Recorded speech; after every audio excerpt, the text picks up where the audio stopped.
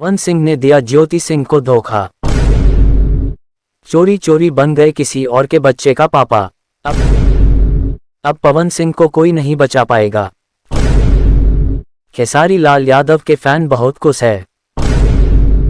दोस्तों, कुछ दिन से सोशल मीडिया पे एक वीडियो वायरल हो रहा है जिसमें पवन सिंह एक बच्चे के साथ जिम करते नजर आ रहे हैं। इस वीडियो को शेयर करके बताया जा रहा कि ये पवन सिंह का बच्चा है और वीडियो में पवन सिंह बच्चे के साथ बहुत खुश भी दिख रहे हैं। जब से पवन सिंह और ज्योति सिंह का कोर्ट में मामला दर्ज हुआ है तब से सोशल मीडिया पे ज्योति सिंह और पवन सिंह काफी चर्चा में है। और हाल फिलहाल में खेसारी लाल यादव ने पवन सिंह को इशारा भी कर दिया, पवन सिंह मर भी जाएंगे तो बाप नहीं बन पाएंगे। इस वजह से पवन सिंह के फैन खेसारी से काफी नाराज है और पवन सिंह ने अभी इस बात का जवाब नहीं दिया है।